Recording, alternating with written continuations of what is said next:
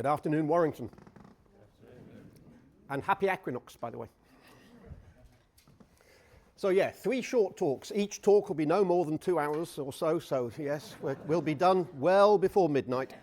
So the first one, Exploring the Solar System Part 1, Robots on Mars. So I'll be giving a little bit of a preamble about Mars and Martians, asking about what has already visited Mars, what robots are already there or have been there, in other words, landers and rovers, and asking what have they found and what's next, what are the next steps for putting robots on Mars.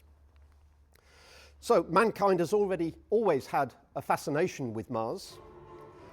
You either go back to War of the Worlds, either the book or the radio or the TV film or the musical. But if you talk to youngsters about the Martian, they won't necessarily think of Martians in that sense. They're more likely to think of the Martian in the Matt Damon sense. But if we just remind ourselves for a second that 1 million years ago, we were just swinging in the trees. 100,000 years ago, some of us were still living in caves. And yet now, it is possible for us to build machines, put them on top of a rocket, send them to another planet, and get back images like this.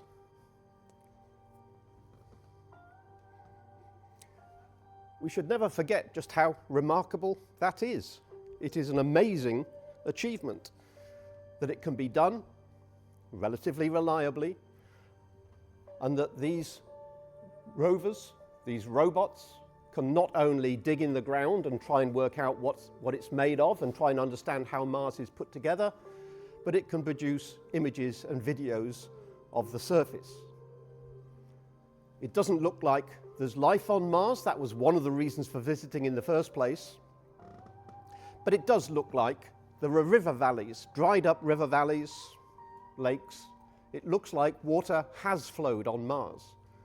So perhaps it's possible that life did arise on Mars. Doesn't appear to be there now. Maybe it did arise in the past. Maybe it's underground. That's one of the reasons for visiting. So I'm not going to cover every aspect of all the robots that have been to Mars. I'm just going to have a look at a few, starting in 1976 with the Viking lander. After that, there were other missions, these are just the NASA missions. There have been Chinese missions and there are future ESA missions, but these are just the NASA ones. Back in 2004, Spirit and Opportunity, relatively small rovers were sent. There's been other landers and rather larger rovers have since been sent since Spirit and Opportunity, Curiosity in 2012, and the most recent one, Perseverance, for the 2020 mission. Opportunity, sometimes called OPI, and Perseverance, sometimes called Percy for short. I'm not going to talk about all of those things. I'm just going to have a quick word about the ones highlighted there in red. So it starts with 1976, and I remember this quite well. Okay, this is obviously just a model of the Viking lander. We didn't send Carl Sagan as well. So Carl Sagan here on Earth, standing next to a model of Viking, the first lander that sent back color images. And I remember being quite affected by this at the time. Yes, it was remarkable that we could land man on the moon, great. But to get color images back from another planet, I thought that was truly remarkable back in the 70s when I was a young, impressionable youngster, a teenager. So I thought that was pretty amazing. And of course, since then, we've done better. Let's just have a look at how we get to Mars. We put the rovers on top of a rocket. The rocket itself isn't that large. Perseverance, for instance, got to Mars on top of an Atlas rocket, much smaller than the mighty Saturn V rocket, which took men to the moon. Why do you need a much bigger rocket to get to the moon, which is close, compared to the rocket you need to get to Mars? It's not a question of the distance, it's a question of the mass, how much are you trying to get there? A rover might only weigh something equivalent to 100 or few hundred kilograms, whereas the Saturn V had to lift over 100 tons into orbit. So it's the mass that you're trying to get into space, not the distance you're trying to cover. Let's have a look at how Spirit and Opportunity got there. These are the 2 rovers from back in 2004. They start by entering the Martian atmosphere, very thin, but still enough to slow down the spacecraft, so an aero-braking maneuver. After a while, it was going slow enough to actually deploy a parachute. Now, the parachute has to be a very special parachute because it's still supersonic at this point, as you can tell from the whooshing sound. So it has to be a supersonic parachute to slow it down still further. Then the heat shield can be removed, and the rover itself is inside that small pyramid. How do you get this onto the ground? Well, either you have a precision landing, which is very difficult and very expensive, or you have a simpler way of doing it, and that is you employ airbags, and then you just drop it onto the surface. So you don't have to be particularly accurate with your vertical speed. It doesn't matter if you're being dragged sideways by a little bit of wind. Once you are within 10 or 20 meters or so, you simply deploy the airbags, drop it, and let it bounce until it stops bouncing. There are accelerometers on board. Of course, you have to make sure your rover is very well packaged to survive this sort of drop. Accelerators on board told the engineers at Mission Control that it actually bounced 28 times before it finally came to rest, and then the airbags could be deflated. A very clever tetrahedron design means that once it starts to unfold, it automatically rights itself. The petals unfold, and there's the rover, hopefully undamaged, sitting in the middle of the little pyramid. The first thing that happens is that the rover, apart from checking with Mission Control and saying, it looks like I'm the right way up, unfurls its solar panels. The first rovers on Mars were solar powered. And so there's the solar panels unfurling like a dainty little butterfly to catch the sun's rays so it can start charging its internal batteries. It also raises a mast, which has got some cameras on the top. There's the mast going up, and just behind it, what looks like a table tennis bat. That's the antenna that allows it to communicate back with the mothership in orbit and then ultimately back to Earth. So it has a quick look around with its little stereo camera on the top of the mast there and reports back to Mission Control, yes, I am the right way up. What do you want me to do now? When everything checks out, Mission Control say, right, start trundling. So it then deploys its wheels. It then moves slightly so that its front wheels can unpack themselves and rotate into position. And then it has another check of the terrain because it's now going to be moving into the terrain. It needs to make sure there's no rocks in front of it. So it does another double check, basically pans out the distance in front of it, and then starts to trundle off its landing pad to start exploring the world. How long was it designed to last? Well, NASA hoped that this would last both Spirit and Opportunity, essentially identical rovers just sent to slightly different positions. It was supposed to last at least 3 months. That was its design, 3 months of exploration. Now, Spirit and Opportunity actually lasted for different lengths of time, but what is absolutely amazing is that Opportunity, which was designed to last for 3 months, actually continued roving on the surface for 14 years. That gives you an idea of the sort of engineering involved. But these solar panels are rather important because you need the solar panels to charge the batteries, and you need the batteries to stay charged to keep the rover warm, especially during the night. This is a selfie taken from the stereo camera at the top of the mast looking down, and you can see the reasonably clean solar panels, and you can see the red Martian soil in the background there. But it didn't take long before the red soil started to cover the dust panel. Here you can hardly see the solar panels because they're covered with the same red dust as the background, and so it almost disappears. It's very well camouflaged. And that is a problem because if your solar panels get covered, you can't really just say, well, can't we have a robot arm with a brush on it to brush the dust off? Well, no, it's a bit like volcanic ash. It's really scratchy. If you actually tried to brush the soil off, you would effectively just scratch the solar panel and reduce its efficiency.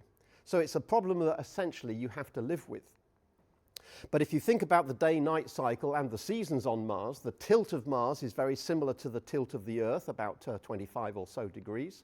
And the length of the rotation period is about the same. On Earth, 24 hours. On Mars, about 24 and a half hours. So very similar in terms of the day-night cycle and the seasons, the summer to winter. That means that you get temperature variations throughout the day and the night. and the rovers had to keep warm during the night. During the day, it's not so much of a problem. The temperatures might be above freezing during the day, but at night, the temperature can plummet to well below minus 100 Celsius, especially during the Martian winter. So it's really important that those solar panels keep the batteries going. And that ultimately is why these rovers failed. Not because they fell off a cliff or damaged themselves in any way. They failed because they could no longer supply themselves with power. Even Opportunity, which lasted for 14 years, eventually succumbed because it was quite happily recharging its battery and surviving the night by charging the battery during the day. But then along came a dust storm, a global dust storm, which basically blocked the sun. And if you block the sun, you can't recharge your batteries. If you can't recharge the batteries, you can't run the heaters at night. If you can't run the heaters at night, you freeze and you die. The last transmission in 2018 from Opportunity was basically battery low, getting dark. And that's the last we heard of Opportunity. It did not survive that particular night. NASA said, well, that's going to be a limitation of solar panels, so what are we going to do about that? They said, well, for future missions, we're going to do things differently. When we go beyond Spirit and Opportunity, launched in 2004, for Curiosity and Perseverance, launched in 2012 and 2020, let's do it differently. Let's not rely on solar panels. Let's take a generator with us, a so-called thermoelectric generator that supplies all the power we need for years without relying on solar panels. It's a similar entry in the sense that Perseverance and Curiosity, I'll show Perseverance, they're very similar. They're much heavier rovers, but they start their mission in pretty much the same way. Put them on a rocket, send them to Mars, and as they approach the planet, you use aerobraking by slowing down in the Mars atmosphere. But how you actually land a heavy rover is a little bit different. So the first stage, very similar. There's Perseverance inside its protective shell, getting a bit rattled. It's slowing down. The shell itself has got little jets on it, so it can be steered. Out comes the parachute, again, a supersonic parachute to try and slow it down to the point where you can conceivably get to land. But here it's too heavy to use airbags, so they drop the heat shield, and then they drop Perseverance. Perseverance has retros. You can't take those retros all the way down to a touchdown because it would kick up so much dust, the entire rover would be covered in dust before it even started its life.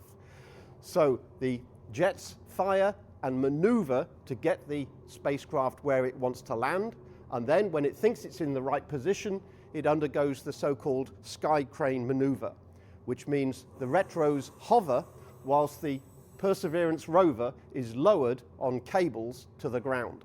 Then those cables are guillotined and the sky crane flies off well out of reach such that there's no possibility of them colliding with the Perseverance rover itself. The generator that's providing all the power is this thing on the back end. And this particular CGI of the landing is a very long, slow pullback that reminds you, even if you've got half a dozen rovers on the surface of Mars, that's still not enough. It's just a reminder of just, well, you're trying to explore an entire planet. So even if you've got half a dozen rovers, there's still a limit to how far each one can travel, and there's an awful lot of planet that needs exploring. There's Perseverance, or Percy to his friends, and Ginny, the helicopter that went with it. And in this particular case, you can see that in this selfie, Percy seems to be looking at the camera and also looking at the helicopter every once in a while, a bit like a nervous parent, just making sure that the youngster is still there and hasn't gone running off. How do they obtain selfies like this? There is indeed a camera on top of that mast, but there's also a camera on the end of the robot arm, which is used for drilling into the soil and doing tests, etc. And so unlike a camera in your phone where you just smile and click, a selfie for a Perseverance and any other rover is essentially a montage of a lot of smaller images. And it does that by moving the camera. You see the lens is kept in the same place regardless of where the camera is moved.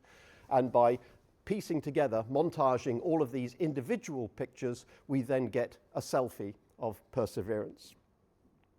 So where did the Ingenuity helicopter come from?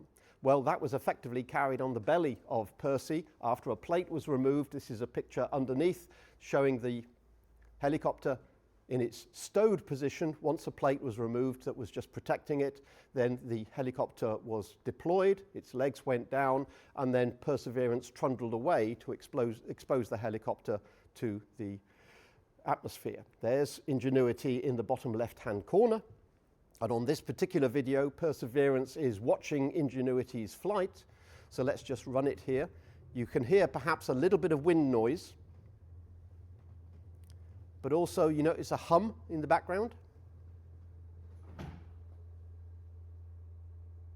That hum is the sound of the rotor blades turning. They have to turn at very high speed because there's not much atmosphere, so the blades have to turn very fast in order to give the helicopter its lift. And so the hum you can hear is actually the sound of another spacecraft on another world, which is pretty amazing in itself. Why would you want to take a helicopter to another planet? Well, the idea is if it works on Mars, it should work in other places as well. And there are plans to design a helicopter and fly it to Titan, the moon of Saturn.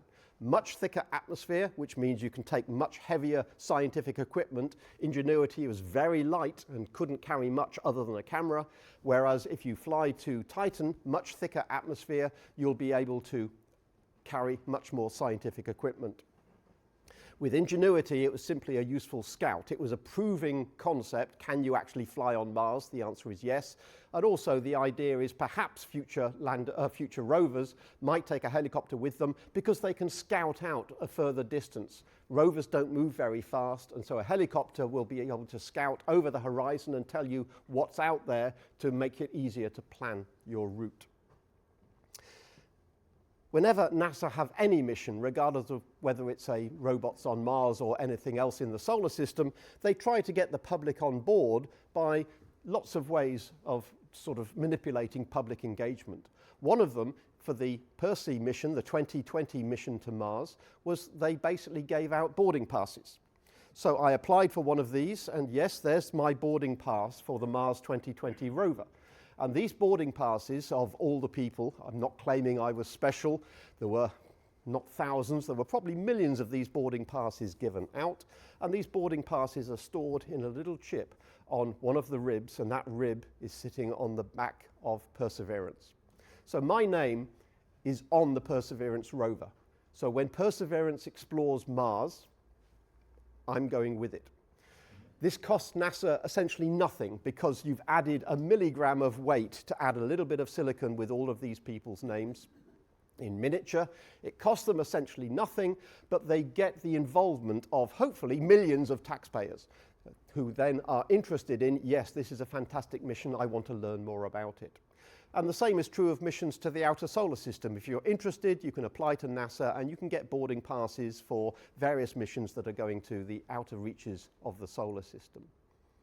But why would you want to explore Mars at all? Why bother sending robots to Mars? Well, we want to study its geology and its climate. It doesn't have much of an atmosphere, but it does have a climate. It has clouds, and it looks like it used to have rivers, etc. So we want to understand that, why the climate has changed. We want to answer the question, does life exist? We haven't found any yet, but that doesn't mean life doesn't exist. It means it doesn't appear to be prevalent on the surface. Does that mean life might have existed in the past and is still underground? Or, well, we don't know. Does it exist now? Probably not. Has it existed in the past? It seems more likely than ever that it has existed in the past, but we won't know until we start to drill down. And one of the reasons for exploring Mars is to make the preparations for human exploration. That might be a long way in the future. Some people say we might be getting to Mars by the end of the decade. I don't think that's going to happen, but human exploration of Mars will happen eventually. To prepare for that, a lot of work is being done by Perseverance and other rovers to try and understand what it is they're looking at. There's a limit to how much scientific equipment can be taken to Mars, and so samples that are taken, samples of rock, samples of atmosphere, etc., are being taken with the intention of not only studying them by the laboratory that's on board the rovers themselves, but by laboratories back here on Earth. But that, of course, means we have to get the samples back to Earth.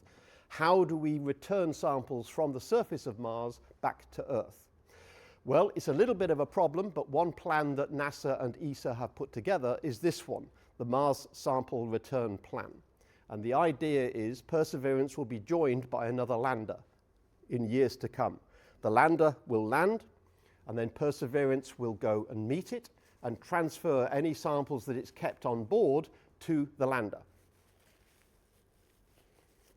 That might be a few dozen samples of rock and atmosphere. When the samples have been transferred from Perseverance to the lander, everything is sealed up, and then, here's the magic bit, it's actually a little rocket. And that will then fire and take those samples back into Martian orbit, where they will dock with another spacecraft, and eventually, there's Perseverance watching it go, eventually they will get the samples back to Earth, where they will be able to then analyze them with all of the sophisticated equipment that's available on Earth. That's a plan, and at the moment it is only a plan because although they have funded Perseverance to go and take the samples, they haven't yet figured out what is the best way of getting them home again. Well, they know the best way. What they're trying to work out is the cheapest way, because that particular mission is going to be quite expensive. So they're trying to work out, is there a cheaper way of doing it? Where are things heading in the future? Well, I'm pleased to say it's not all the Americans. Apart from the fact that we have had a Chinese rover and lots of American rovers, the next step is ESA. And ESA are planning this, the Rosalind Franklin rover. This is different from the other rovers. You can see gone back to solar panels because that's simply cheaper and easier. It'll limit its life for sure, but this is different from other rovers because of this black box on the front. What this black box is basically a drill. So this rover will be able to go to interesting places and then drill down, hopefully a couple of meters, to see, is there water down there? There doesn't appear to be water on the surface, but that doesn't rule out subsurface water. We know that some parts of Mars do have water, subsurface water. So perhaps we can find that and see whether or not life exists down there. This is not only a European project, it's actually a UK project because it's being built by Airbus UK. Here's a little video of them putting it together. I do worry about the fact that it's only got 5 wheels and the bottom left wheel there appears to be missing and has been replaced with a shopping bag, but I'm sure that they realise that and they're going to deal with that in due course. So this is being put together in Airbus UK and hopefully will be launched in not too many years so that we will have effectively a UK presence on Mars, which will be a wonderful idea. So if you want to learn more about what rovers have been exploring Mars and what is going to happen in the hopefully not too distant future, you can go to these various national sites to learn more about NASA rovers, ESA rovers, and the Chinese rover as well. Thank you all for listening.